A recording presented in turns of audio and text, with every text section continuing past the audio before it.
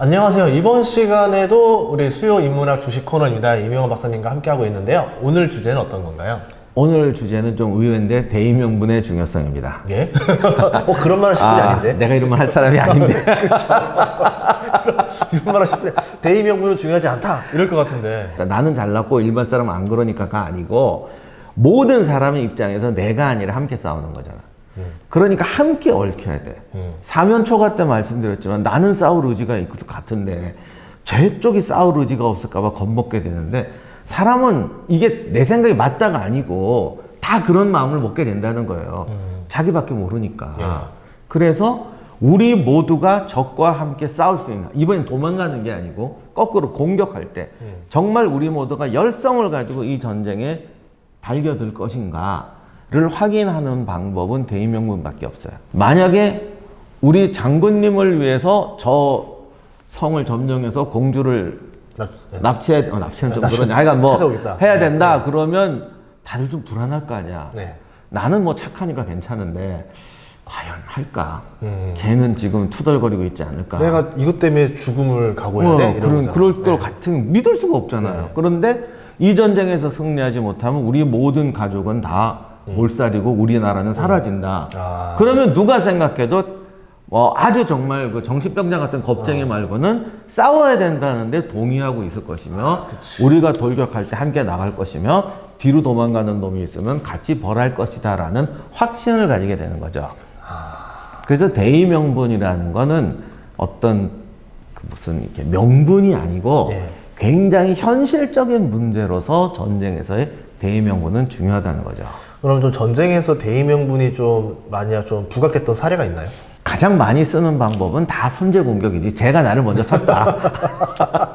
그런데 이게 지금 하는 말, 드리는 예는 여러분들이 바보 같은 사례로 생각하지 마시고 그만큼 선제 공격이라는 게 중요하다. 왜? 모두가 싸울 수 있는 명분을 만들어야 되니까. 이게 얼마나 대단하냐면 6.1 전쟁이 참 이집트한테 가슴 아픈 전쟁이잖아요. 말이 6.1이지 이집트가 깨지는 데는 이틀인가 밖에 안 걸렸어요. 근데 이게 참 무슨 창피야 이게. 그런데 6.1 전쟁에서 이집트가 박살나는데 가장 결정적인 건 이스라엘 공군의 선제 공격이었죠. 네. 그 바람에 이집트 공군이 녹아버렸고 시나이 반도 전투는 이거는 진짜 제공권 뺏기면 끝나는 전쟁이에요. 땅에 있는 애들은 하늘에서 떨어지는 공격을 막을 방법이 없다고. 숨을 데도 없어 거기는. 그래서 공군이 먼저 박살이 나고 지상군이 하늘에서 사냥당하면서 그야말로 그 정말 처참한, 많이 죽어 처참한 게 아니라 정말 창피해서 견딜 수 없는 그런 처참한 상황이 벌어졌어요.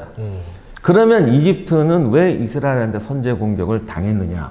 6.1 전쟁은 소련, 미국, 영국 전 세계의 이해가 걸려 있잖아요. 네. 그러니까 국제적인 지지가 너무 중요한 거예요. 네. 그리고 이집트나 이스라엘이나 혼자 싸울 수 있는 능력은 없어요. 네. 결국 지원을 받아야 돼.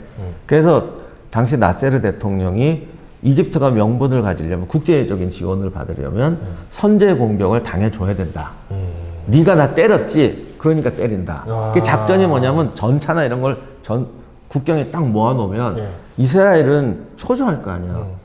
그러면 이스라엘은 초조하면은 먼저 치게 돼 있다고. 그럼 한 방 맞아주고 기다렸다는 듯이 10만 대군을 몰고 가서 밟아버린다. 이 작전이었습니다. 나쁘지 않은데요? 그리고 이스라엘이 선제 공격할 거면 당연히 뭐로 하냐? 공군으로 할 거라는 거죠. 그래서 공군 사령관한테 물어봤어요. 야, 이스라엘이 선제 공격하면 우리가 피해가 어느 정도냐? 그랬더니 한 뭐 20% 정도. 근데 20%도 우리가 살지.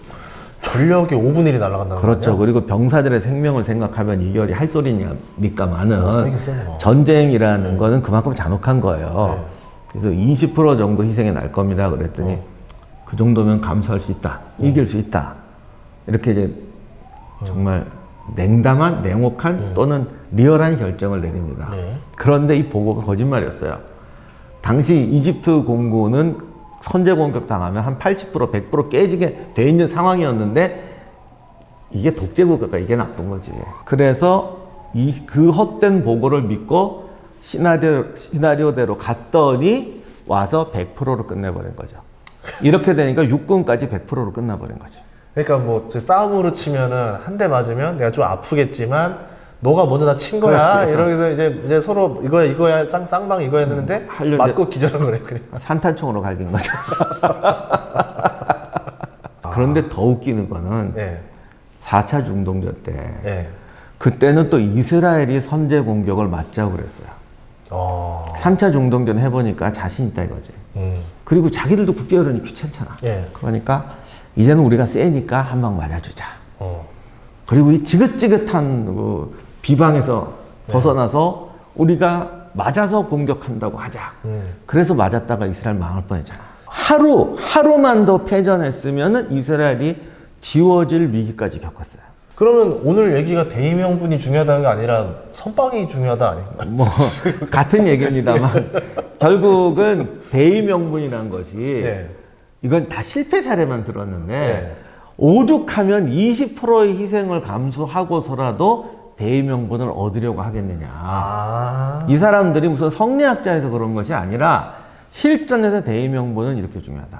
그런데 그러면 이제 주식 투자 같은 거에 대의명분이 왜 필요합니까? 라고 말씀할 수도 있을 것 같은데 저는 이거를 좀 크고 양심적인 목표가 필요하다고 말씀드리고 싶어요. 그러니까 인생은 약삭 빠르고 치사한 사람이 성공하는 것 같지만 대부분 그 사람들은 자기가 판 함정에 빠집니다. 저는 이제 이렇게 말씀드리고 싶어요. 공부를 왜 하니? 대학 교수란 직업이 참 매력적이에요. 솔직히 저도 그래요. 매력적이에요. 그래서 시작한 것도 맞고. 하지만 그 매력적인 삶을 살자는 거는 유임 조건이지 궁극적인 목적은 아니라는 거죠. 궁극적인 목적은 역시 학자로서 뭔가 세상을 바꾸고 그 잘못된 것을 고쳐놓는 그걸 하고 싶다라는 큰 목표가 있어야 돼요. 주식이나 경제 투자도 마찬가지라고 생각합니다.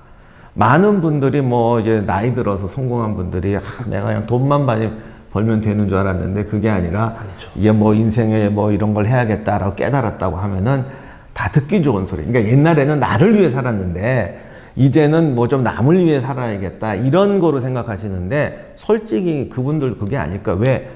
돈을 벌고 내가 잘 먹고 잘 살아야겠다라는 목표로만 살면은 좁게 움직이게 되고 나는 좁게 움직이지만 세상의 모든 돈은 세상 모든 사람의 욕망과 목표에 뒤섞여서 크게 움직이잖아요.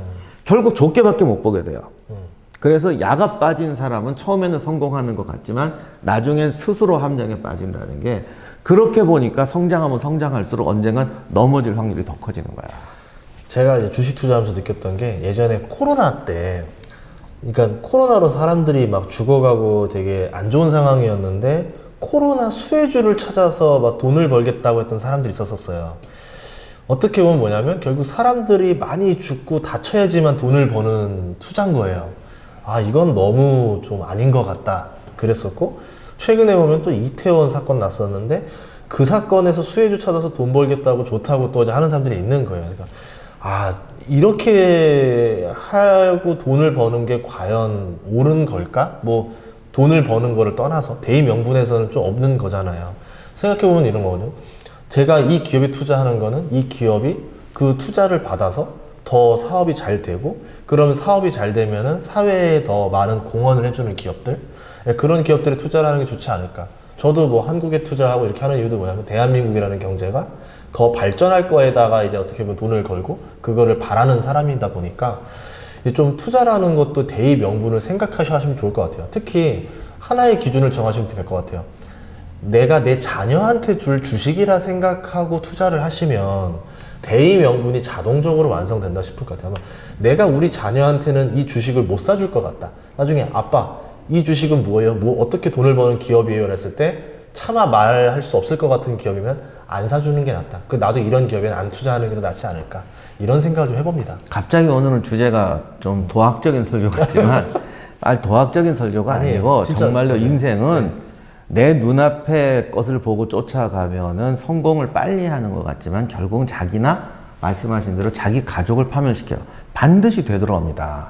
그래서 한 번 사는 인생 크게 보고 높게 보는 것이 오히려 위기를 극복하고 자신을 먼 곳까지 그리고 성공하게 만족할 삶을 만들어주는데 정말 너무나 중요하다라는 걸 저도 살면서 너무 많이 배웠습니다. 어떻게 보면 오늘 주제가 저는 마지막 회 느낌처럼